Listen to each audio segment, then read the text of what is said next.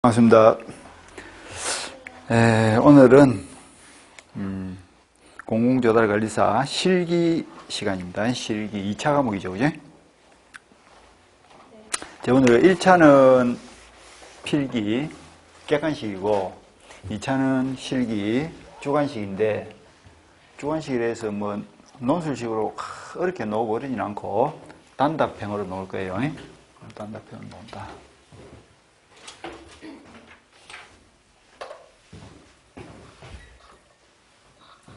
왜 이래? 그래서 우리 책을 한번 보시면 이 공공조달관리사 무림말 넘어가고 시험 안내 보시면 뭐 월요일날 한번 이야기했는데 오늘 처음 오셨으니까 대충만 봅시다.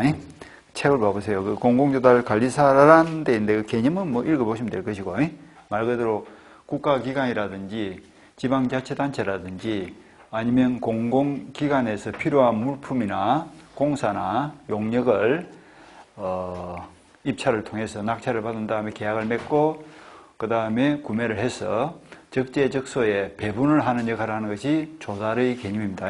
조달이라는 것은 단순히 구매한다는 뜻이 아니고 구매를 해서 정부를 효율적으로 운영하기 위해서 적재적소에 공급을 하는 역할을 하는 것이 조달의 기능이다 하는 점도 보시고, 그 다음에 시험 과목을 보니까 필기, 실기 크게 나누면 두 가지가 있는데 필기는 세 과목이다, 그죠? 공공조달과 법, 제도, 이해가 있고 공공조달 계획 수립 및 분석이 있고 공공계약 관리가 있는데 이게 이제 계약을 맺는 순서를 쭉 적어 놓은 거예요. 그러니까 첫 번째 과목이 공공조달과 법, 제도, 이해에 대해 있죠. 요거는 공공조달에 대한 대체적인 개념을 잡는 겁니다. 공공조달이 무엇이냐, 공공조달이 무엇이냐 하는 것을 그 관련 법률을 통해서 개념을 이해하는 정도로 보시면 돼요. 그러니까 계략식으로 총괄적으로 본다 이렇게 보시면 됩니다. 총괄적 개념이 1과목이고 그 다음에 2과목은 말 그대로 이제 계약을 체결하는 거예요. 계획 수립 및 분석 돼 있죠. 공공조달 계획 수립 및 분석. 공공조달에 대해서 얼마만큼의 수요가 있고 그 수요에 따라서 어떻게 조달을 하고 여러 걸 계획을 세우고 그리고 그것을 분석하고 현실적으로 계약을 맺고 이런 과정이 이 과목입니다. 그 다음에 3과목은 계약을 맺었으니까 어떻게 해야 될까? 그 맺은 계약을 관리를 해야 되겠죠.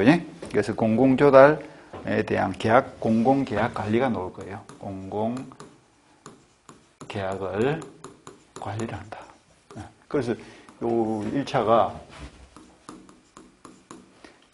세 과목이다. 배점은 여기 뭐 30문제. 요것이 20문제.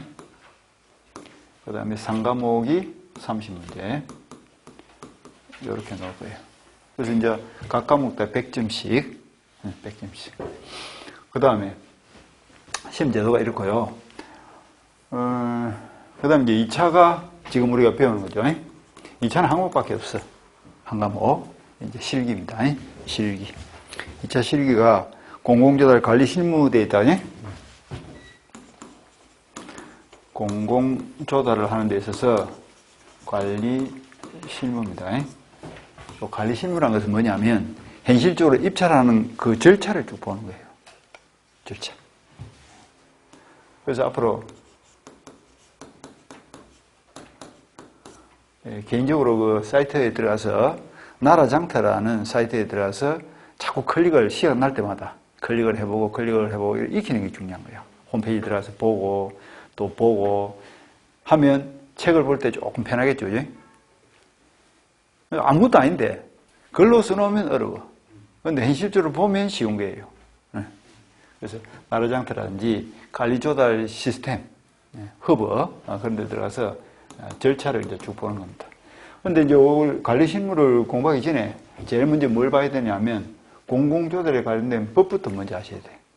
모든 국가 시스템은 법을 기준으로 해서 운영이 되기 때문에 법이 뭐야? 규칙이죠. 먼저 그 동네 규칙을 알아야 그 규칙에 따라서 또 업무를 보고 조사를 하고 관리를 하고 하는 그 절차가 진행이 되니까 그래서 오늘은 요 공공조달에 관련된 법을 좀 볼 거예요. 프린트 내드린 것도 있죠. 그게 법입니다. 그 다음에 요거는 20문제 내외로 출제가 됩니다. 그 다음에 저번에 우리 꽈락 이야기 했죠. 꽈락. 1차가 합격점이 60점입니다. 60점. 60점 이상은 합격인데, 이게 상대평가예요. 상대평가 아니고 절대평가예요. 절대평가. 누구든지 60점을 넘으면 인원수에 관계없이 합격이 된다. 이렇게 보시면 돼요. 60점. 절대평가. 그러니까 옆에 있는 사람이 경쟁자가 아니다. 이 말입니다. 그 공무원 시험 같은 경우는 옆에 있는 사람이 경쟁자죠. 인원수를 딱 정해놓고 뽑기 때문에 저놈이 떨어져야 내가 붙는 거예요. 근데 중개사가 아니라 이 공공조달 관리사는 서로 협력해가지고 서로 도와가면서 하면 전부 다 붙을 수 있는 거예요. 그러니까 60점 넘으면 다 됩니다. 그런데 단 뭐냐, 허들이 하나 있죠. 한 과목이라도 40점 미만으로 떨어지면 꽈락에 걸려가지고 평균 60점이 넘더라도 이건 합격이 안 됩니다. 그러니까 60점 평균이 넘는다는 전제하에 한 과목이라도 꽈락은 없어야 된다. 그러니까 공부를 하다 보면 마음에 드는 과목이 있고 조금 어렵게 느껴지는 과목도 있을 거예요. 그러면 전략을 어떻게 세워야 되냐 하면 지금 우리가 남은 시간이 5월달 포함해서 5달 남았죠. 근데 5월달에 지금 절반 지나가 버렸잖아. 그러니까 넉 달 반 정도 남은 거예요. 그 다음에 2차 같은 경우에는 5달 반 정도 남았겠죠. 하더라도 내가 볼 때는 시간은 충분하다. 공부를 해보시면 알겠지만 크게 어려운 건 없어요. 그리고 1회 시험이기 때문에 막 어렵게 내지나 그러진 않을 거예요. 지금 시험에 대한 기준점이 없거든. 기준점이 없기 때문에 일단 1회 시험은 어떤 시험이든 약간 쉽게 냅니다. 쉽게 내가지고 반응을 보는 거예요. 반응을 보고 그 다음 해부터는 난이도 조절에 들어갈 겁니다. 그걸 기준으로 해가지고 난이도가 조절되니까. 그러니까 올해 같은 경우에는 합격을 하기 참 좋은 해다. 누구든지 1회 시험이 제일 합격하기 쉽거든. 그 다음에 이제 또 알아야 될 부분이 뭐냐면 학습 전략인데 아까 말하다 말았는데 요 세 과목 있죠? 세 과목을 보다 보면 어떤 거는 좀 쉽고 어떤 건 좀 어렵고 이런 게 있어. 그럼 만약 1과목이 쉽게 느껴지죠? 그럼 1과목에서 80점 정도 받겠다. 이런 계획을 세우시면 돼. 80점 받고. 근데 이 과목이 좀 어렵다 이런 거예요. 50점 받겠다 이렇게 생각하면 됩니다. 50점 받는다 생각하면 엄청 편하죠, 그지? 반은 버릇버릇 되니까 반만 공부하면 된다 이런 식이거든. 그리고 이것도 또 뭐 한 50점, 60점 받겠다 이렇게 생각하면 돼. 그래도 점수가 남죠. 그렇잖아요. 평균 60점이니까. 그래도 80점 받은 것에서 10점 보태줘도 또 70점 되니까. 그래도 평균이 60, 한 3, 4점 될 거예요. 그래도 느긋하게 합니다. 막 1등 할 필요는 없으니까. 그래 하고. 그러고 나서 주안점을 어디에 두냐 하면 요 2차 과목에다가 중점을 둬서 공부를 하셔야 돼.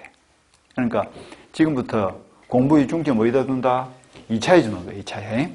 1차는 학원에 와서 공부하는 걸로 마무리하고 댁에 가가지고 토요일, 일요일 이용해서 복습할 때는 2차를 중점적으로 해가지고 보는데 처음 볼 때는 뭐인 거 뭔지는 모르니까 아까 말한 대로 나라장터 요 사이트에 들어가가지고 계속 클릭을 하는 거야. 보고 이래가지고 나라장터 홈페이지가 눈에 그냥 확 떠오를 정도로 그렇게 딱 정리를 합니다. 그러면 공부를 하면서 그걸 가지고 자꾸 연습하면 되니까 꼭 보시고. 그 다음에 시간은 어떻게 되냐면 시험 치러 가면 제일 중요한 게 시간이거든. 시간. 이 2차 과목은 150분 시간이죠. 150분. 150분이면 2시간 반이죠, 그죠? 2시간 반 동안에 써야 된다고. 여기 이제 조금 어려울 수가 있어. 2시간 반 동안. 실제로 시험 치는 시간이 2시간 반이면 3시간 정도는 앉아 있어야 됩니다. 왜냐하면 시험 치기 전에 미리 와가지고 이제 수험표 정리하고 또 시험지 배포하고 뭐 주의사항 이야기하고 이러면 한 30분 걸리니까. 그러니까 한 3시간 정도는 한 자리에 앉아 있을 수 있는 그런 능력이 돼야 되고요. 그리고 2시간 반 정도 이래 글을 쓰다 보면 이 손목이 아파. 평소에 우리 현대인들은 글을 잘 안 쓰거든. 이게 뭐 워드만 치고 이러다 보니까 내가 행정사 공부할 때도 엄청나게 썼어요. 행위사는 이제 논문식 시험이니까. 써가지고 막 손가락에 굳은 살이 100일 정도로 쓰는 거야. 그래야 그게 150분을 쓸 수 있는 능력이 생깁니다. 보통 사람들은 글 쓰는 게 말이죠. 한 30분 쓰고 나면 팔이 저리기 시작합니다. 글을 평소에 안 쓴 사람들은. 그리고 평소에 글을 많이 쓴 사람도 1시간 넘어가면 팔이 우리해지고 한 2시간 넘어가면 손목에 힘이 팍 빠집니다. 힘이 없어. 그래야 뭐 글이 날아다니는 거야.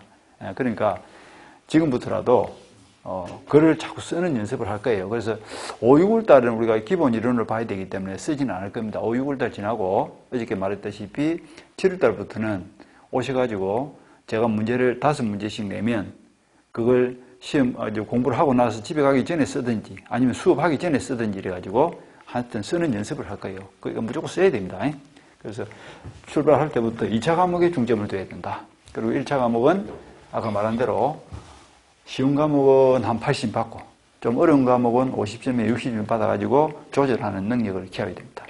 그 80점 받는 것도 이제 1과목 같은 경우는 내가 풀어보니까 충분히 그게 가능할 것 같아. 저번 그 원료를 한번 풀어보니까 문제가 어렵진 않죠, 그죠? 뭐 거의 상식적인 거거든. 그 다음에 이 과목이 이게 조금 어려울 수가 있어요. 계약 맺고, 뭔가 계산하고, 계산하는 게 좀 있다고. 공사 계산하고, 그러니까. 그 다음에 3과목도 크게 양은 많아도 어렵진 않을 거예요. 그래서 이 정도 해서, 계획을 세우고, 그리고 공부를 할 때 내가 도저히 계산 문제 이런 게 어렵다 생각하면 버려버리는데, 그걸 꼭 지고 가려고 노력하면 안 돼요. 이거 100점 받는 시험이 아닙니다. 공무원 시험처럼 말이죠. 평균 80점, 90점을 맞아야 합격하는 시험이 아니라고. 그래서 전략을 잘 세워가지고 어려운 거는 버려버리고 조금 마음에 드는 건 확실하게 챙기고 이런 식의 공부를 해야 빠른 시간 내에 합격할 수 있는 수준에 올라갈 거예요. 그리고 2차 열심히 하시고 여기까지 봤습니다. 이제 여기까지가 시험 제도에 대한 겁니다. 그 다음에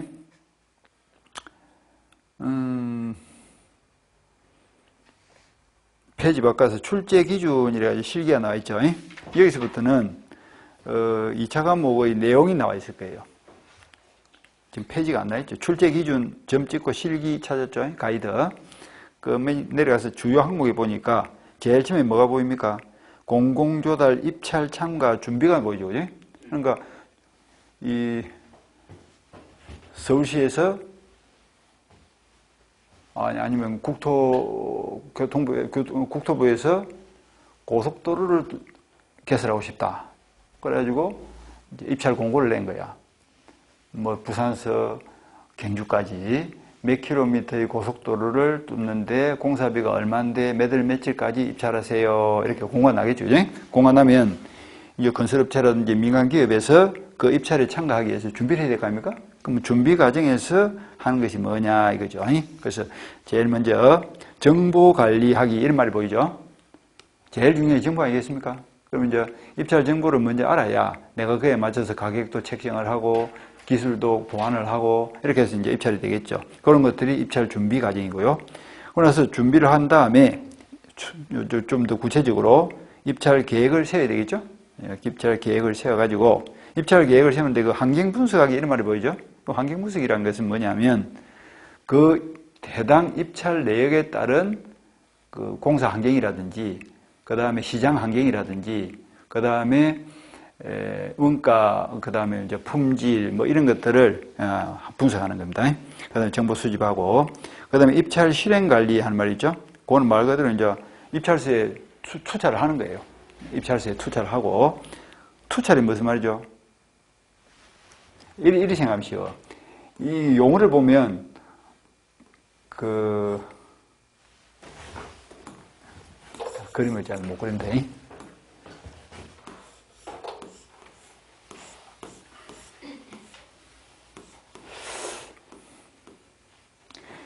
저기 법원의 경매장에 한번 가봤는지 모르겠지만 요 통이 있다고 입찰 통이 있어요. 여기다 잡아 넣는 게 뭡니까? 투찰. 던진다 이 말이지. 투찰. 그러고 나서 이제 입찰 기간이 끝나면 요걸 개봉하겠죠? 개봉하는 건 뭐랍니까? 개찰 이렇게 표현합니다. 연다 이거죠. 열어가지고 공개적으로 뭘 하는 거야? 누가 얼마 가격을 적었고 어떤 조건을 제시하고 이게 딱 투명하게 나타나야 되는 거야. 그럼 개찰한 다음에 이제 그 발주처에서 계약을 체결한 상대방을 골라야 될 거 아닙니까? 근데 나중에 공부를 하면 알겠지만 가격을 제일 낮게 적어낸 사람이 꼭 낙찰을 받는 건 아니더란 말입니다. 그래서 먼저 기술 평가를 하는 거예요. 이 사람이 과연 이 공사를 할 수 있는 능력을 가지고 있냐, 전문적인 실력이 있냐, 요 기술 평가를 먼저 하고 기술 평가를 통과했다는 전제하에 가격 평가를 하는 거야. 가격 평가를 해가지고 가장 경제성이 있는 입찰자가 누구냐를 평가해서 낙찰자를 정하는 겁니다. 그게 이제 개찰을 해가지고 낙찰자를 정하는 과정이에요. 그럼 낙찰자를 정했으면 그 다음 뭘 해야 될까? 이제 계약을 맺어야 되겠죠? 본격적으로. 그 사람이 이제 우선 협상 대상자. 그 계약을 맺는 과정도 여러 가지 있어요. 협상에 의한 계약도 있고, 경제 입찰에 대한 계약도 있고, 지명 입찰도 있고, 그 다음에 수의 계약도 있고, 여러 가지 형태가 있는데, 그럼 뭐 협상 같은 경우에는, 그럼 낙찰자를 이제 정해가지고, 그 사람 우선 협상자를 정해가지고, 이제 협상 과정이 들어가겠죠. 그래서 조율도 하고, 뭐도 하고, 이래가지고, 이제 다 합의가 되면, 이제 계약을 체결하고, 계약을 체결한 다음에는, 이제 어떻게 될까? 그 계약을 지키는 이행 과정이 필요하겠다. 그럼 이행을 하려고 하면 그 단계에서 뭐가 들어간다? 아까 말한 대로 계약 관리가 들어가는 거야. 그래서 공사 기간이 뭐 3년이다, 4년이다 하게 되면 지금부터 출발해가지고 공사가 완전하게 마무리되어가지고 고속도로가 딱 제 납기 내에 딱 건설이 될 수 있도록 국가에서 부단하게 뭘 한다? 관리 단계에 들어간다. 그래서 물가가 오르면 그 공사 단가도 조절을 하고 또 무슨 또 가다 보면 또 민원이 들어오면 공사 애당초 했던 그 설계도를 변경할 수도 있겠다, 그지? 뭐 돌아가던 걸 바로 갈 수도 있고, 또 민가를 지나가던 걸 터널을 뚫을 수도 있고, 뭐 민원이 많이 들어오면 그런 식으로 3년 기간 동안에 관리를 하는 단계가 들어가겠죠. 관리를 끝내고 이제 공사가 끝나면 종결 치러야 될 거예요. 이런 과정을 쭉 거치는 겁니다. 그래서 공부를 하다 보면 제일 먼저 해야 될 급선무가 용어부터 벌써 아셔야 돼요. 우리가 평소에 잘 안 쓰던 용어들이 많이 나오기 때문에 그런 용어들을 습득하는 것이 중요합니다. 그래서 이것들 생각하면서 이제 보시면 될 거예요. 그래서 입찰 실행 관리를 하고, 그러면서 입찰을 하고 나서 이제 계약을 맺고 나서 뭘 한다? 계약 일반에 대한 관리를 하고, 그러니까 계약 관리해 보니까 체결 관리, 이행 관리, 변경 관리, 종결 관리 이런 말이 보이죠, 그죠? 그런 것들이 순서대로 쭉 나올 거예요. 그 다음에 5번에 보니까 공급 대상물 유행별에 따른 계약 관리 이렇게 돼 있죠. 그런데 우리가 공공조달에서 대상물은 딱 3개밖에 없어요. 공공조달의 대상물은 딱 3개다. 그게 뭐였죠, 아까? 공사 또, 용역 또, 물품. 잘한다, 이거. 저리 되면 벌써, 합격선이 가까워지는 거야. 시험이 저 정도 수준이라니까. 공사, 용역, 물품. 공사는 말 그대로 아까 이제 고속도로 공사하는 거죠. 공사할 때는 이 기술이 중요하거든. 기술이라든지 이런 것들 잘 평가해야 되고. 그 다음에 용역은 뭐예요? 연구개발입니다. 그러니까 프로세스, 연구개발, 소프트웨어 개발이라든지 엔지니어링 개발이라든지 용역 개발이고요. 그 다음에 물품은 뭐냐면 제조예요, 제조. 제조 공급입니다. 그러니까 책상을 만들어 납품하고 아니면 무슨 커피 같으면 커피를 만들어 납품하고 이렇게 제조하고 공급하는 그 과정을 물품 과정이라고 표현합니다. 그렇게. 그런 것들을 관리하는 거예요. 공사 계약, 물품 계약, 용역 계약 이런 말 있죠. 그럼 6번에는 뭐게 리스크 관리돼 있죠. 조달하는 과정에서 위험도가 또 있을 수 있거든. 그 위험을 관리하는 단계. 그 다음에 이제 7번에는 법, 제도 활용돼 있는데 이거는 이제 계약을 맺다 보면 사람들 마음이 또 합의가 되면 좋은데 또 중간에 또 합의가 안 돼가지고 삐그러질 수가 있고 다툼이 생길 수 있고 분쟁이 발생했을 때 이걸 어떻게 관리할 거냐. 그리고 이제 제일 좋은 거는 분쟁이 발생 안 하는 게 제일 좋죠. 그죠? 그러니까 미리 분쟁 발생을 안 하도록 관리하는 게 좋고 이미 분쟁이 발생했다면 그걸 어떻게 매끄럽게 이제 분쟁을 해결할 것이냐. 그러면 분쟁 해결한 뒤에는 또 그걸 어떻게 또 모니터링을 해가지고 다시 분쟁이 발생되는 걸 미리 예방을 할 것인가. 이런 것들을 쭉 하는 것이 리스크 관리입니다. 그 다음에 이제 법 제도 활용도 마찬가지고. 그 다음에 전자 조달 시스템 활용돼 있죠. 이게 아까 말한 대로 뭐예요? 나라장터입니다. 나라장터. 그러니까 나라장터는 조달청에서 개발한 쉽게 말하면 시장 사이트예요. 그거 모든 물품을 납품하고 조달하고 할 수 있는 모든 정보가 다 들어있어. 그리고 그런 것들을 활용해서 관리를 한다 하는 정도를 보시면 됩니다. 근데 보다시피 양이 많다, 그죠? 근데 20개가 나오는데 어디서 나올지는 몰라. 근데 제가 지금 대충을 조달청에서 발표한 그 출제 기준이라든지 이걸 쭉 보면 1회씩입니다 보니까 기본 이론이라든지 기본 이론이라든지 아니면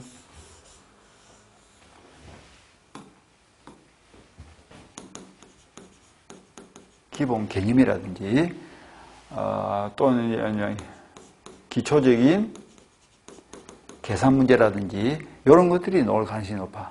그런데 우리가 공부를 하면 계산은 또 별로 안 좋아해요, 사람들이.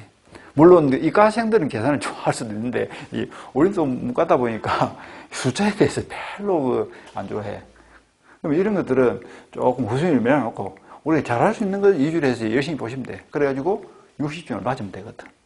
60점을 맞겠다는 생각보다 40점을 틀려도 된다 이런 생각을 하면 좀 마음이 더 편해요. 40점 틀려도 된다 이런 생각.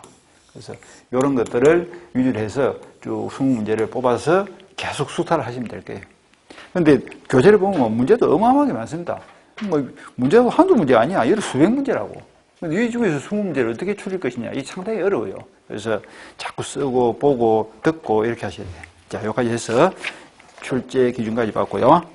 그 다음에 넘어가면 구성과 특징 이런 거는 볼 필요가 없고 넘어가시면 뭐가 있냐 하면 제일 먼저 교과서에 들어가기 전에 오늘 그 프린트 내들 있죠? 프린트 내들 있죠? 공공조달 관련 법령 나와 있다, 그죠? 그거부터 한번 봅시다. 먼저 법령 체계가 나와 있죠? 법령 체계. 이 부분은 뭐냐면 우리나라 국가가 어떻게 구별이 되고 있냐 이거예요. 제일 상위법이 뭡니까? 우리 대한민국의 제일 상위법이 헌법이죠. 헌법은 국가의 기본법이기 때문에 대한민국 모든 것들은 무엇을 바탕으로? 헌법을 바탕으로 해서 법률 체계가 갖추어진다. 이렇게 생각하시겠다. 국가의 기본법. 그래서 그 밑에 보니까 40조 입법권은 국회에 속한다. 75조 대통령은 법률에서 구체적으로 범위를 정하여 위임받은 사항과 법률을 집행하기 필요한 사항을 대통령령으로 발할 수 있다. 앞으로 이제 대통령령이 많이 나올 겁니다. 그러니까 법률을 공부하다 보면 시행령 이런 말이 나오거든. 그 시행령을 다른 말로 하면 대통령령이다. 이렇게 표현합니다. 그 다음에 시행규칙 이런 말이 나오면 각부 장관의 규칙이구나. 각부 장관 명령이구나. 이렇게 생각하면 돼요. 불령이라 합니다. 불령을 다른 말로 시행규칙 이렇게 표현합니다. 그 다음 95조에 보니까 국무총리 또는 행정각부의 장은 소관사무에 관하여 법률이나 대통령령의 위임 또는 직권으로 종리령 또는 불령을 발할 수 있다. 이렇게 되죠. 종리령 또는 불령을 다른 말로 행정규칙 이렇게 표현하고 시행규칙, 행정규칙, 시행규칙이라고 하고 대통령령은 시행령이라 합니다. 그리고 입법권은 국회에 속한다 할 때 국회에서 만드는 법이 뭐예요? 법률입니다. 그러니까 규칙이 이렇게 되겠죠. 헌법 밑에 뭐가 있다? 법률이 있고 법률 밑에 뭐가 있다? 시행령이 있고 그 밑에 뭐가 있다? 시행규칙이 있고 그 밑에 지방자치단체의 조례나 규칙이 있다. 이렇게 보시면 돼요. 대한민국 법 체계가 요리되어 있다고. 요 올라갈수록 무슨 법이다? 상위법이고 내려가면 하위법이죠. 그런데 하위법은 상위법을 넘어설 수 있다 없다? 없다. 그걸 우리가 상위법 우선이다 이렇게 표현하죠. 그러니까 만약에 법률이 헌법을 넘어섰다면 그 법률은 효력이 있다 없다? 거기 이제 위헌법률을 제정해서 효력이 없어지게 되겠죠. 그리고 대통령은 지 아무리 힘이 세도 국회에서 만든 법률을 벗어날 수는 있다 없다? 없다 이렇게 생각하면 되겠죠. 그래서 이 헌법은 국민이 제정을 하니까 국가의 주인인 국민이 제정권을 가지고 있으니까 가장 힘이 세고 그 다음에 법률은 국민의 대표기관인 국회에서 만들으니까 그 다음 힘이 세고 대통령은 그 밑에고 그 다음에 각부 장관은 또 그 밑에고 지방자치단체는 그 밑에 그런 식으로 상하 구별을 하시면 됩니다. 그 다음에 우리가 공부를 하면서 헌법을 볼 일은 별로 없을 거예요. 이제 법률 위주로 보겠죠. 그럼 법률에는 어떤 것이 있냐 이제 쭉 보겠죠. 법률 행정규칙, 자치법규 볼 필요 없고요. 내려가서 큰 타이틀 2번에 공공조달에 관련된 법령 돼 있죠. 그래서부터 이제 법률이 나옵니다. 제일 먼저 나오는 게 공공계약법이 나왔죠. 공공계약법은 두 가지가 있어. 양가로 1번 쭉 가다가 국가계약법 이런 말이 보이죠. 국가계약법. 그거 한 개 딱 체크해놓고 국가계약법. 그 다음에 양가로 2번에 지방계약법 하는 말이 있죠. 지방계약법. 그러니까 지방자치단체가 당사자가 되어가지고 공공조달 업무 계약을 맺는다. 그때는 지방계약법을 적용되고 중앙부처인 국가기관, 그러니까 행자부라든지 행안부라든지 아니면 국토부라든지 국방부라든지 외교부라든지 이렇게 중앙관서에서 조달 업무에 대한 계약을 맺을 때는 국가계약법에 의해서 시행이 되겠죠. 될 거예요. 그 다음에 전담 주관부서가 나와 있는데 양가로 1번 보니까 재정경제부령 이런 말이 보이죠. 그러니까 국가계약법은 재정경제부에서 주관을 하고 지방자치단체 행정안전부령 이렇게 돼 있죠. 그러니까 지방계약법은 어디서? 행안부에서 관장을 한다. 소관부처가 다릅니다. 지방계약법은 행안부, 국가계약법은 재경부에서 한다. 이렇게. 이제 법 이름이 기재부에서 재경부로 바뀌었죠. 그 재경부입니다. 그 다음 내려가서 이번에 보니까 공기업 또는 준정부기관의 계약사무규칙, 재정경제부령에 의해서 조달 업무가 진행이 되겠죠. 그 다음에 3번에 보니까 조달사업법이 보이죠. 조달사업법. 그 다음에 4번에 전자조달법. 이 전자조달법이 약간 나라장터 이야기입니다. 그 다음 물품 목록법 이런 것들. 그러니까 시험에서 이걸 쓰라고 나오진 않을 거예요. 가령 이제 가장 기초를 물어본다면 이렇게 물어볼 수 있죠. 국가기관을 일방 당사자로 하는 조달 계약은 무슨 법에 의하는가? 그럼 뭐야? 국가계약법 이렇게 쓰면 되고. 지방자치단체를 일방 당사자로 하는 조달 계약은 무슨 법에 의하는가? 지방계약법 이렇게 하면 돼. 근데 나중에 보시면 알겠지만 국가계약법과 지방계약법은 계약의 내용, 이제 법 내용이 똑같아요. 그러니까 우리는 뭐만 보면 돼? 국가계약법만 보시면 돼. 지방계약법은 별도로 안 봅니다. 그 다음에 넘어가시니까 6번에 보니까 사회적 책임 조달 이런 말이 보이죠? 사회적 책임 조달. 이건 우리가 월요일 날 한번 이야기를 했어요. 사회적 책임 조달. 사회적 책임이란 말이 나오면 사회적 약자를 보호하기 위한 형태의 조달 업무를 하는구나 이렇게 보시면 돼요. 사회적 책임 이러면 사회적 약자를 말합니다. 그 보니까 사회적 약자 쭉 나오죠. 자, 1번에 중소기업 나왔다 그지? 중소기업. 중소기업과 대기업이 붙으면 중소기업이 이길 수가 없죠. 그래서 중소기업을 어떻게 해주자? 우대를 해서 조달 업무를 할 때 대기업과 경계를 붙이지 말고 중소기업끼리만 경계를 붙여가지고 그 중에서 우수한 제품을 뽑자. 그래서 이게 이제 중소기업 제품에 대한 구매 촉진에 대한 법입니다. 중소기업. 이거는 중소벤처기업부에서 관장을 합니다. 그 다음에 두 번째 보니까 녹색 제품 이런 말이 보이죠? 요거는 친환경 제품입니다. 친환경 제품. 요걸 우선적으로 구매 대상에서 인정을 하겠다 이런 뜻이야. 그게 녹색 제품이고요. 그 다음에 보니까 장애인 나왔죠. 장애인. 요거는 이제 장애인들도 역시 사회학자니까 장애인들이 운영하는 기업의 제품을 우선적으로 조달해 구매를 해주겠다 이런 취지로 이해를 하시면 되고요. 그 다음에 4번에 중증장애인도 있고 보건복지부. 그 다음에 5번에 보니까 여성기업 나와있죠. 여성 대표자가 운영하는 기업도 나중에 보면 가점이 있어요. 조달 업무를 할 때 가산점을 줘가지고 조금 다른 사람보다는 좀 우선적으로 입찰을 할 수 있도록 낙찰을 받을 수 있도록 합니다. 그럼 보니까 5%, 3% 이런 말 있죠. 예? 그래 마지막에 사회적 기업이 있죠. 사회적 기업 이런 것들도 우선적으로 보호를 해준다. 됐죠? 나중에 이건 좀 외우셔야 돼. 이걸 우리가 저번에는 1과목 할 때는 뭐라고 이야기했냐면 전략적 기업 이렇게 표현했을 거야. 전략적. 그러니까 전략적으로 사회적 약자를 위해서 우선적으로 조달에 응할 수 있도록 해주겠다 이런 취지죠. 나중에 외울 거예요. 나중에 지금부터 외우라 하면 좀 부담스러우니까 5월달, 6월달 지나가서 7월달 되면 제가 머리까지 잘 따가지고 쭉 외우도록 그렇게 하겠습니다.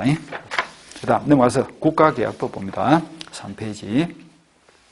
국가계약법은 조달 업무를 함에 있어서 가장 기초가 되는 법입니다. 그래서 요걸 보면서 법률 용어를 조금 친숙하게 익히는 그 취지에서 보는 겁니다. 요걸 알아야 그 다음에 공부를 하는데 귀중이 쓰겠죠. 자, 목적보입니다. 국가를 주로 한번 칩시다. 내가 줄치라 하면 줄치면 됩니다. 국가를 당사자로 하는 계약에다 줄을 칩니다. 그러니까 조사를 하면 공급자가 있고 수요자가 있겠죠. 큰 그림 보세요. 수요자는 누굽니까? 수요자. 수요자는 국가가 될 수도 있고 지방자치단체가 될 수도 있고 또 공공기관이 될 수 있죠. 이런 사람들이 수요자예요. 그럼 이 수요자가 제일 먼저 뭘 할까? 입찰 공고를 하겠죠. 우리 기업, 우리 기관에서 책상 500개가 필요하다. 내지는 뭐 빗자루 뭐 300개가 필요하다. 이런 식으로 입찰 공고를 할 거예요. 공고를 하고 제안 요청서를 띄울 거예요. 제안을 해주세요 하는 요청서를 띄운다고. 그럼 이제 그 요청서를 보고 공급자가 뭘 합니까? 제안서를 내겠죠. 이제? 제안서를 내고 입찰에 응하게 될 겁니다. 이런 시스템은 넘어가는 거예요. 이 과정에서 둘 중 한 명이 뭐다고? 국가다. 이럴 때는 무슨 법이 적용된다? 국가계약법이 적용된다. 이런 뜻입니다. 국가가 일방 당사자일 때는 국가계약법이 적용되고 지방자치단체일 때는 지방계약법이 적용되고 이런 취지입니다. 그래서 국가를 당사자라는 계약을 정함에 있어서 계약 업무를 원활하게 수행할 수 있도록 하는 것이 목적이다. 계약 업무를 원활하게 수행, 그게 더 주시면 되겠죠. 계약 업무를 원활하게 수행. 그 다음 내려서 적용 범위를 봅니다. 적용 범위를 보니까 국제 입찰이 있고 국내 입찰이 있죠. 그지? 국제 입찰도 우리 많이 하죠. 가령 뭐 원자력 발전소를 만들고 싶다. 우리나라도 국제 입찰에 많이 들어가죠. 그지? 두바이라든지 이런 데 원자력 발전소 할 때 우리나라 한수원에서 막 들어가고 하잖아. 마찬가지로 우리나라에서 풍력 발전소를 만들면 뭐 중국 사람들도 들어오는 거예요. 중국 업체가 들어온다고. 들어와서 우리나라 해상풍력이라든지 이런 데 보면 거의 80%가 중국 업체일 거예요. 그게. 많이 들어옵니다. 그래서 국제입찰, 국제입찰에 따른 정부조달 계약과 끊어주고, 그 다음에 국가가 줄을 칩니다. 대한민국 국민을 계약의 상대자로 하여 체결하는 계약. 이게 뭐야? 국내 입찰이죠. 그러니까 국제입찰, 국내 입찰. 둘 다 국가를 당사자라는 계약이라면 다 국가계약법이 적용이 된다. 이렇게 정의를 하면 되겠죠. 범위 정했습니다. 법은 중요합니다. 그러니까 1회 시험이니까 법 조문을 잘 보는 게 중요해요. 1회 시험일수록 기준점이 없기 때문에 오로지 기준점은 뭡니까? 법밖에 없거든. 그러니까 법을 잘 보셔야 돼. 법률을 잘 챙기셔야 됩니다. 기준점. 3조 봅니다. 다른 법률과의 관계에 되어 있는데 쭉 가다 보니까 국가를 당사자라는 계약에 관하여 줄을 칩니다. 다른 법률에 특별한 규정이 있는 경우를 제외하고는 열이 되죠. 제외란 말이 중요합니다. 그 말은 이 국가계약법은 특별법이다, 일반법이다. 일반법이다 이런 뜻입니다. 일반법. 대한민국에서 가장 일반법은 민법이죠. 민법이 최종적으로 적용되는 일반법이고 그 다음에 이 국가계약법도 조달 업무에 있어서는 다른 특별한 법률이 없을 때는 이 법에 한다. 다른 특별한 법이 있으면 그 법이 먼저 우선적으로 적용되는 거예요. 그러니까 중소기업을 위한 거라든지 판로 촉진법이라든지 이런 법들이 이 국가계약법보다는 먼저 적용되겠죠. 그래서 이건 일반법이다 하는 겁니다. 그 다음에 4조에 보니까 국제입찰 줄을 딱 치고 그 다음에 계약의 범위 줄을 칩니다. 자, 동그란 1항을 본다. 1항. 국제입찰에 따른 정부조달 계약의 범위는 정부기관이 체결하는 동그라미 3개 칩니다. 물품, 공사, 용역. 항상 물품, 공사, 용역. 이거는 머릿속에 떠나면 안 됩니다. 조달의 대상이죠. 조달 업무의 대상은 3개입니다. 물품, 공사, 용역. 그 계약으로서 정부조달협정과 이해 건강 국제협의에 따라서 재정부 장관이 정하여 고시하는 금액 이상의 계약을 한다. 줄을 칩니다. 재정부 장관이 정하여 고시하는 금액 이상의 계약을 한다. 그렇게 주십니다. 그까지가 원칙이에요. 그 다음에 다만 돼 있죠. 다만을 가로로 묶습니다.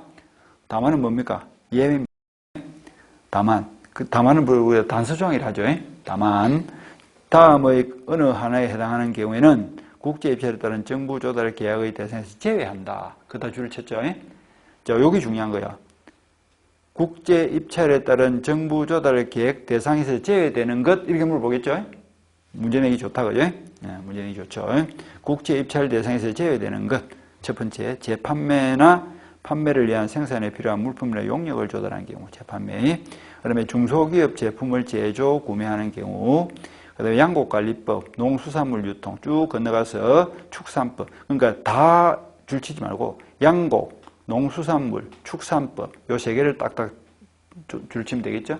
그런데 딱 보니까 느낌이 어떻습니까? 보호할 필요성이 있는 거죠. 국내 산업을 보호할 필요성이 있을 때는 국제 입찰을 한다, 안 한다? 안 한다. 외국 기업이 들어오는 것을 허용하지 않겠다는 뜻이에요. 특히 그 농산물 같은 경우가 중요하다, 그지? 중소기업도 마찬가지고. 그 다음에 4번은 크게 외울 필요는 없겠죠. 그 밖에 조달 협정에 규정된 내용으로 대통령령으로 정하는 것, 이거는 그냥 따라가는 거예요. 그 다음에 2항을 봅니다. 제1항 각 호의 외의 부분 본문에 따른 정부기관과 물품 공사 용역 범위는 정부 조달 협정의 내용에 따라 대통령, 이건 뭐 크게 영향가 없을 것 같고. 3번도 크게 필요 없고요. 그 다음에 5조를 봅니다. 5조. 계약의 원칙 되어 있죠? 계약 원칙은 가장 편하게 보시면 돼요. 그러니까 이래 봅시다. 공급자는 국가기관이다, 민간이다? 공급자. 공급자는 민간이죠? 민간기업입니다. 민간기업. 근데 저번 월요일도 말했다시피 조달하는 기업이 몇 개 정도 된다 했어요? 조달 기업이 60만 개 정도 된대, 통계적으로. 생각지도 엄청나죠, 그죠? 아니, 국가 조달 시장에 등록을 해가지고, 나라장터에 가면 이제 조달을 하려고 하면 제일 먼저 뭐입니까? 업체 등록을 해야 되거든. 나라장터에 등록해가지고, 기업, 기본적인 기업에 대한 데이터를 다 입력을 해야 돼요. 자격 요건이 있으면 자격증이라든지 이런 사업자 등록증이나 이렇게 다 입력을 해야 된다고. 그래서 그렇게 된 기업들이 몇 개라고? 60만 개라고. 60만. 엄청난 거야. 우리가 알기보다는 60만 개에다가 조달 시장 규모가 한 해에 말이지 230조 가까이 돼요. 어마어마한 그 큰 시장이야. 우리가 우리가 모르는, 여태까지는 생각지도 못했던 이런 시장이 있는 거야. 그런데 그 어마어마한 시장을 여태까지는 이제 그것만 전문으로 하는 기업들도 있어. 보면요. 국가기관에서 입찰 공고도 하기 전에 민간기업에서 뭐합니까? 바로 입찰 공고도 하기 전에 공무원 찾아와가지고 5분 기수에는, 2분 분기에는 뭐 입찰합니까? 좀 알려주세요. 막 이런 이야기 한다는 거야. 그 전문가들이라니까. 이거 이제 데이터를, 나라장터에 들어가서 데이터를 보면 부산시청이라 치자. 만약에 동래구청이다 치자. 그러면 동래구청에서 1년에 쓰는 품목이 있을 거 아닙니까? 그럼 그 중에서 소모품이 있겠죠? 화장지 이런 것들. 화장지라든지 밀대걸레라든지 우리가 별게 다 있다니까. 연필부터 지우개, 노트까지 모든 게 조달 시장에 들어가니까 소모품들은 매년 써야 될 거 아니야. 그러니까 이게 이미 한번 딱 입찰을 응해가지고 낙찰을 받아본 사람들은 이미 데이터가 딱 나와 있는 거예요. 그러니까 그 시점이 되면 미리 찾아간대. 공무원 찾아가지고. 미리 좀 알려달라고 하고 이러는데. 그래서 낙찰을 받는 사람은 계속 받는 거예요, 이게. 형식은 경쟁인데, 사실은 경쟁이 아닌, 이런 게 있대. 예, 그런 게 있어. 하여튼, 공급자는 민간기업이고, 수요자는 국가다 보니까 힘의 균형이 안 맞을 수가 있죠, 그지? 그래서 이 법을 정한 거야. 어떻게 하라고? 평등하게 해라. 위에서 말이야, 누리지 마라. 공평하게 평등한 자세에서 계약합니다. 그런 느낌만 보면 돼. 그래서 첫째 줄 1항에 보니까 계약은 서로 대등한 입장에서 당사자의 합의에 따라 체결한다. 줄 쳤죠. 대등한 입장에서 당사자의 합의에 따라 체결해야지 국가기관에서 권력을 휘두르가지고 말이죠. 강압적으로 하면 안 된다. 그 다음에 계약의 내용은 줄을 칩니다. 신의성실의 원칙에 따라서 이행한다. 이거는 민법적 규정이죠. 민법 우리 2조에 보면 신의성실 원칙이 있죠. 그래서 계약은 대등하게 체결하고 이행은 어떻게 한다? 신의성실의 원칙에 따라서 이행을 해라. 그렇게 딱 알고 있으면 됩니다. 그 다음 넘어가면 2항에 보니까 마지막에 호혜의 원칙 이렇게 되어 있다. 그죠? 호혜가 뭐냐면 국제입찰에 있어가지고 상대방 국가에서 해주는 것만큼 우리나라도 뭐다? 해준다. 이런 뜻이에요. 상대방에서 해주는 것만큼 우리나라도 해준다. 이런 느낌으로 보면 되겠죠? 그게 호혜의 원칙입니다. 그래서 2항 쭉 가다가 4조 1항에 따른 줄을 칩니다. 국제 입찰의 경우에는 줄 치고 호혜의 원칙에 따라서 줄을 칩니다. 정부 조달 협정 가입국의 국민과 이들 국가에서 생산되는 물품 또는 용역에 대해서 대한민국 국민과 대한민국에서 생산되는 물품 또는 용역과 차별되는 특약이나 조건을 정해서는 안 된다. 호혜 평등이란 말이 그런 뜻이에요. 저가 해주는 것만큼 우리도 평등하게 똑같이 해주겠다. 그런데 이게 사실은 잘 안 지키죠, 그죠? 우리 뭐 수업 시간에 이런 말 하면 안 되겠지만, 미국은 힘 세잖아. 우리나라는 힘이 좀 약하죠. 근데 우리나라가 이제 약한 나라가 아니잖아, 그죠? 우리나라도 세계국 10위권 나라에 들어간 나라야. 힘 센 나라예요. 그러니까 아프리카에서 보면 우리나라도 대단한 나라거든. 근데 미국 앞에 가면 조금 약해지는. 그러니까 미국 대통령 봐보라. 뭐 그게 한 깡패 수준으로. 간세를 가다가 막 50% 물린다는 이런다니까. 그 호혜 평등이 아니거든, 그거는. 그리고 중국만 해도 마찬가지야. 중국은 물론 뭐 우리나라와 달리 그건 사회주의 국가니까 좀 다른 면도 있지만, 우리나라는 중국 사람들이라서 토지를 살 수 있어요, 없어요? 중국 사람들이 우리나라 와서 토지 살 수 있습니다. 토지도 사고 집도 사고 다 삽니다. 그런데 우리나라는 중국 가서 집을 살 수 있어, 없어? 토지 살 수 있어, 없어? 못 삽니다. 그게 호혜평등 원칙이 어긋나는 거야. 그래서 맨날 지적을 하죠, 그지? 옛날에 그런 말이 있더라. 제주도 반이 중국 거라고. 제주도 반이 중국 거라고. 중국 사람들 엄청 제주도 땅을 샀거든. 하여튼 국제입찰에서는 호혜의 원칙이 적용된다. 그 다음에 3항에 보니까 권한 남용 금지 원칙 돼 있죠. 아까 말한 대로 국가는 힘이 세요, 안 세요? 국가는 힘이 세고 민간기업은 힘이 약하죠. 그러니까 이 공무원들이 어떻게 한다고? 민간기업에 대해서 압박을 가해가지고 계약을 강요하거나 말이죠. 불리한 조건의 계약을 맺도록 할 수가 있는 위험성이 있죠. 그걸 방지하기 위한 취지예요. 그래서 권리 남용 금지입니다. 그래서 읽어보면 3항 각 중앙관서의장 또는 계약 담당 공무원은 계약을 체결할 때 이 법 또는 관련 법규에 규정된 계약 대상자의 줄을 칩니다. 계약상 이익을 부당하게 제한하는 특약을 맺거나 또는 조건을 정해서는 안 된다. 부당한 특약을 하면 무효가 된다 하는 말이 그런 뜻이에요. 그래서 공급자를 보호해 주겠다 이런 뜻입니다. 이런 취지로 봅니다. 그 다음 5조에 보니까 청렴계약 돼 있죠. 청렴 알아듣죠? 청렴. 공무원들이 이게 지금 돈이 한두 번 들어가는 게 아니죠. 아까 230조 가까이 돈이 움직이다 보니까 돈이 셀 수도 있겠죠. 또 돈 앞에 장사가 있어요, 없어요? 돈 앞에는 다 가면 약해집니다. 돈 앞에는. 그러니까 공무원들이 또 잘못한 생각을 할 수 있으니까 청렴을 강조하죠. 그리고 저번 월요일 날 우리가 제일 강조했던 말이 세금이었죠. 그 200조나 되는 그 예산이 결국 어디서 나오는 거예요? 국민들 세금입니다. 그러니까 국민의 세금을 가지고 조달 시장이 운영되기 때문에 그 세금을 흩어서 쓰면 안 될 거 아니야. 그래서 항상 감시감독도 하고 공무원들이 청렴하게 부정부패가 없도록 제한해야 되겠죠? 그런 뜻입니다. 그래서 1항에 보니까 중앙관서의장 또는 계약공무원은 국가를 당사자로 한 계약에서 투명성 동그라미치고 공정성 동그라미치고 투명성, 공정성 중요하죠? 그걸 높이기 위해서 밑에 줄 바로 내려서 모든 과정에서 셋째 줄, 직접적, 간접적으로 금품을 제공받거나 향응을 제공받거나 주거나 받거나 이렇게 하면 안 된다 이런 뜻이죠. 만약에 그렇게 했다면 어떻게 될까요? 그 낙찰을 취소하거나 계약을 해제 또는 해지할 수 있다 이렇게 돼 있죠. 자, 해제하고 해지는 좀 다릅니다. 해제는 무슨 말이죠? 자 봐보세요. 3월 1일 날 국가 계약이 체결된 거예요. 완벽하게 계약이 체결됐다. 유효한 계약이. 그런데 5월 1일 날 뭐가 발견된 거야? 계약 과정에서 담당 공무원이 뇌물을 받은 것으로 밝혀진 거예요.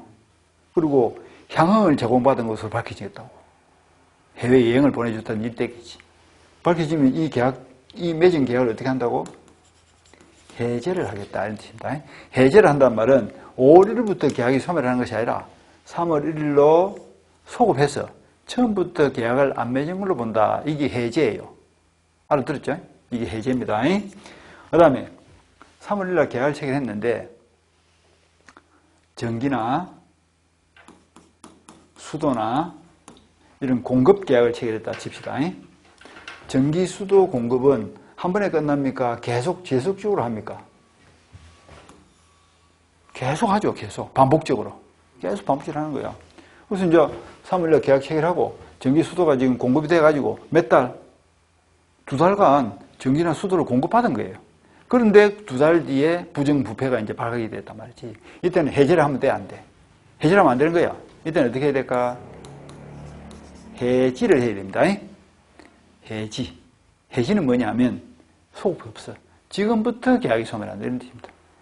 이걸 전기수도 공급을 해제를 해버리면 어떻게 해? 소급에서 계약이 소멸해버리면 2달치 계약 맺기 전의 상태로 돌아가야 되니까 수도요금, 전기요금 낸 거는 돌려주면 되겠지만 전기를 쓴 걸 어떻게 돌려주냐고.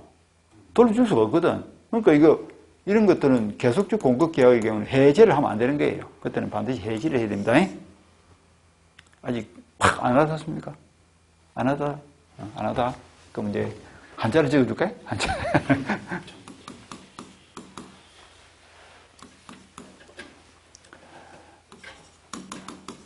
계약할 때 이걸 쓴다, 그지? 계약이 뭐냐면 약속을 통해서 엮였다 이런 뜻입니다.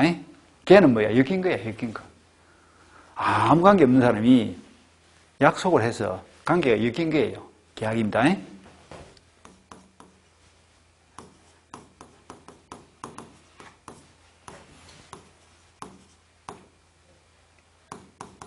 해제가 있고 해지가 있죠, 그지?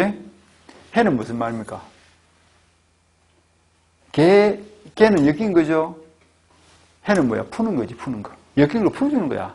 계약관계를 풀어준다고. 풀어주는데 그 풀어주는 방법이 쟤가 있고 지가 있다고. 쟤는 뭡니까?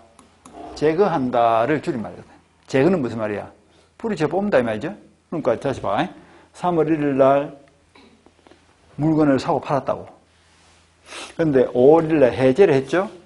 그러면 매정 계약을 제거하겠다 이런 뜻입니다.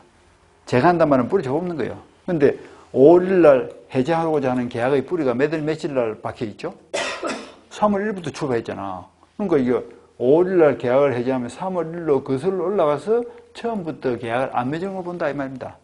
그걸 우리가 소급표 이렇게 표현한다. 소급표. 소급표. 거슬러 올라간다를 소급한다 이랍니다. 소급해서 계약이 소멸한다. 처음부터 계약을 안 맺어보니까 주고받은 건 어떻게 해야 될까? 계약 맺기 전의 상태로 돌려줘야지. 그걸 말하죠. 원상회복 이렇게 표현합니다. 그러니까 물건을 받은 사람 물건 돌려주고 매매 대금을 받은 사람은 이자 붙여가지고 돌려줘야 돼. 그게 원상회복이야. 그게 해제입니다. 해제. 그러니까 일반 물건을 사고 파는 계약은 해제를 하면 되는 거예요.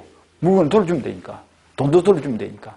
그런데 아까처럼 전기나 수도나 가스나 이렇게 전기, 수도, 가스 같은 계속적 공급 계약을 한 경우에는 요금은 돌려줄 수 있지만 써버린 가스를 어떻게 돌려줘? 물을 어떻게 돌려줘? 전기를 어떻게 돌려줘? 돌려줄 수가 없단 말이지. 그러니까 이거는 해제를 하면 돼, 안 돼? 안 되는 거야. 그래서 해지를 하는 거야. 해지할 때 지는 뭐냐면 정지를 한다 이런 데 정지.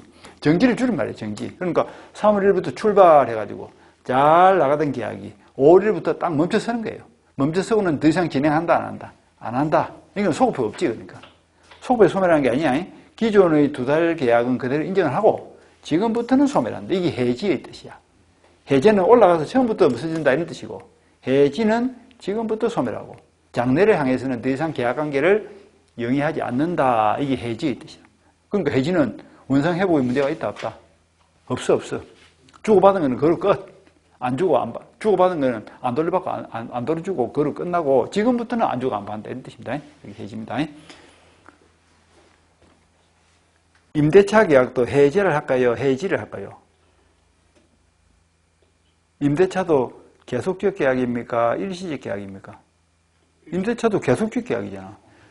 집을 빌려가지고 3년을 임대차 기간을 정했다. 출발해가지고 몇 년간? 3년간은 계약관계가 계속하잖아. 그러니까 한 2달, 1년 동안 임대를 잘 내다가 한 2달 임대를 미룬 거예요. 그러면 집주인이 해제를 해야 될까? 해지를 해야 될까?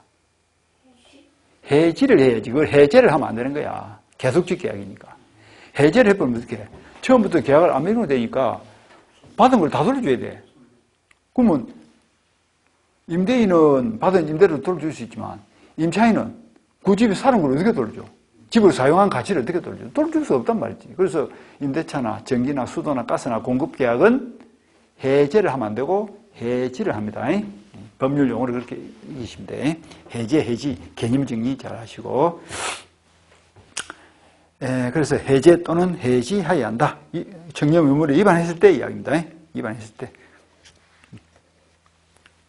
그 다음 내려서 5조 이사 근로관계 법령을 준수해야 된다 이런 말이 있죠. 그래서 이제 보니까 이건 주로 공사할 때 문제가 많이 되겠죠. 각 중앙관세의장 또는 계약 담당 공무원은 계약을 체결할 때 계약 상대자로 하여금 해당 계약을 이행하는 근로자에 따른 수급사업자가 고용한 근로자를 포함해서 근로조건이 근로기준법을 준수하도록 계약서에 포함시킬 수 있다. 그러니까 고속도로 뭐 도급 계약, 고속도로 계약을 맺는다든지 건설 계약을 맺는다든지 할 때도 이 근로기준법을 준수하도록 계약의 내용으로 포함시킬 수도 있다. 그다음 6조에 보니까 계약사무 위임 및 위탁이란 말이 보이죠? 위임 및 위탁. 이것도 크게 중요할 건 아닌 것 같아. 각 중앙관세의장은 필요하다고 인정되는 경우에는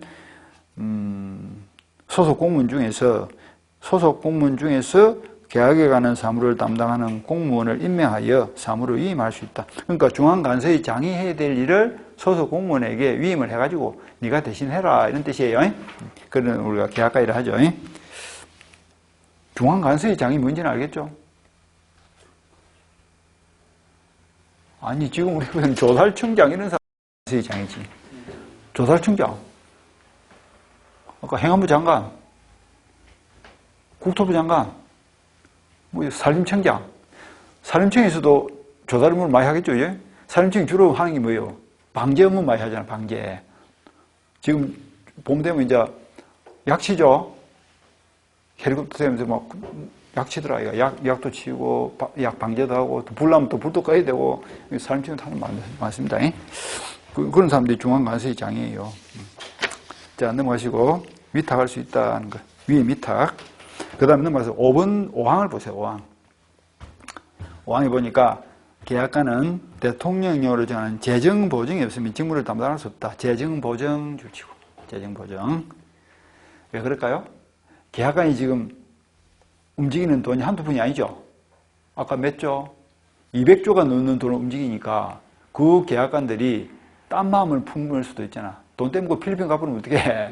그래서 미리 뭘 한다?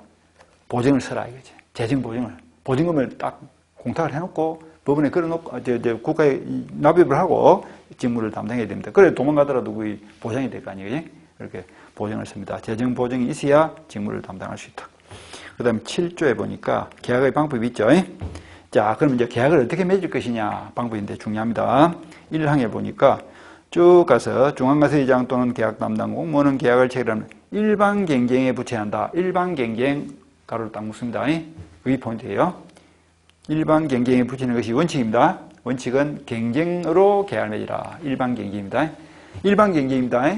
난 또 보면 경쟁이 종류가 여러 가지 있다고. 제한 경쟁도 있고 지명 경쟁도 있고 여러 가지 경쟁 방식이 있는데 2단계 경쟁 방식도 있고 여러 가지 있다고. 그래서 일반 경쟁에 붙여야 된다. 자, 그럼 이렇게 물어볼까? 왜 경쟁을 붙여야 될까요? 공부를 할 때는 항상 생각을 해야 돼. 왜 그럴까? 생각하시라고. 지금 조달에 쓰이는 재원이 뭐랬죠? 세금이야. 국가가 운영하는 그 재원이 세금이라고. 그러니까 국민의 세금을 어떻게 써야 돼? 아주 규모 있고 효율적으로 써야 될 거 아니야. 그러려고 하면 딴짓 하면 안 되겠죠? 투명성이 확보돼야 되겠죠? 공정해야 되겠죠? 세금이. 그러면 투명성을 확보하기 위해 가장 좋은 방법은 경쟁 입찰입니까? 수의 계약입니까? 경쟁 입찰이지. 이런 게 있어.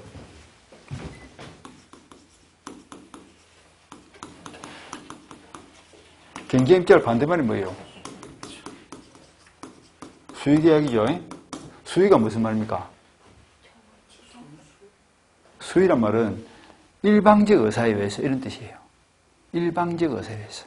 그러니까 계약을 냈는데 쌍방의 일방의 의사에 의해서 계약이 체결된다 말이죠. 가령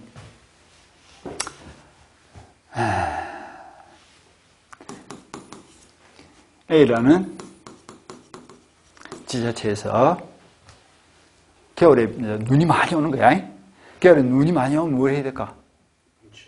염화, 칼슘 뭐 이런 거 구별해야 되겠죠. 그리고 동결방지용 소금이 있습니다. 소금. 소금을 뿌리면 얼음이 녹죠. 소금 쫙 뿌리면 얼음이 녹습니다. 근데 이 지자체에서 계약 담당 공무원이 잘 아는 친구가 염전을 하고 있는 거야. 염전을 하고 있는 거야. 근데 이번에 이제 우리 구청에서 소금을 100포대를 사야 돼요. 100포대를. 그럼 염전하는 친구한테 전화해가지고 친구야 100포대 납품해라. 이게 뭐야? 이게 수의계약이야. 일방적으로 하는 거야. 일방적으로. 경계를 그렇게 하는 게 아니고 일방의 여사회에서 계약의 당사자를 정한다. 이게 수의계약입니다. 나중에 보면 수의계약을 할 수 있는 예가 있습니다. 공사 금액이 낮다든지 또 특정인만 그 기술을 가지고 있다든지 특정인만 그 기술을 가지고 있으면 그 사람밖에 없어. 그럼 어떻게? 경쟁이 될 수 없잖아요. 한 명밖에 그 기술이 없으니까. 요즘 낮은 칠기가 뜬다 하잖아. 낮은 칠기. 낮은 칠기 알아요? 낮은 칠기. 몰라? 옛날에는 부잣집에 가면 장농이 자개농이 많았어. 낮은 칠기가 자개 거기 낮은 칠기야. 그 통영에서 많이 했거든. 통영이 우리나라 낮은 칠기의 그 본산지야. 그래서 지금은 자개농이 있어요, 없어요? 아파트 문화가 생기면서부터 자개농이 많이 없었어요. 옛날에는 자전농 가구구리 하면 막 피가 부착 했다니까. 지금도 가구구리 있긴 있는데 요 골대에는 맹윤동 요도 가구구리가 있었거든. 맹윤동 요도요. 온천 있고. 옛날에는 자개농 막 부자의 상징이었어. 자개농이. 농 한 개에 막 몇백 마리씩 하고 그랬으니까. 지금 화폐 가치로 치면 뭐 1000만 원 넘는 단위가 되겠지. 근데 요즘 우리나라에서 그게 시들해졌는데 뜻밖의 유럽에서 그게 막 선풍적인 인기를 얻고 있는 거야, 지금. 프랑스, 영국 이런 사람들이 자개농을 보면 막 감탄하는데 왜? 보는 각도에 따라서 빛깔이 다 다르잖아요. 전복 있죠, 전복. 자기 그 전복 껍데기를 오리거나 갈가가지고 다 붙이는 거거든. 엄청난 공이 들어간다. 그런데 그 자개농을 만들 수 있는 사람이 한 명밖에 없어. 그럼 그 경쟁이 편이 안 돼요? 안 돼. 그러니까 대통령이 이번에 외국 원수들이 오면 선물로 뭘 하고 싶어? 자개장을 하나씩 선물로 주고 싶어. 쪼매난 자개함을, 보석함을. 그럼 이제 한 30개, 40개를 만들어야 될 거 아니야. 근데 한 사람밖에 그걸 만들 수 있는 기술이 없다고. 그러면 이때는 뭘 할 수밖에 없다? 수의계약 할 수밖에 없지. 이렇게 어쩔 수 없이 이렇게 수의계약 합니다. 이게 수의계약이고, 이제 경쟁입찰은 말 그대로 여러 업체를 경쟁을 붙여가지고 가장 기술이 우수하고 가격도 적당한 이런 사람에게 낙찰을 시켜주는 게 이제 경쟁입찰이지. 그러니까 수의계약은 일방적으로 진행하다 보니까 이 짬짬이가 있을 수 있고요. 비리가 많이 생길 수 있어. 그래서 많은 감시 감독을 해야 될 부분이고, 그리고 공정성과 투명성을 확보하기 위해서는 수의계약보다는 뭐가 낫다? 경쟁입찰이 낫겠죠. 그래서 경쟁입찰이 뭐다? 조달 업무에서는 원칙적인 입찰 방식이다. 이런 뜻입니다. 일반 경쟁입니다.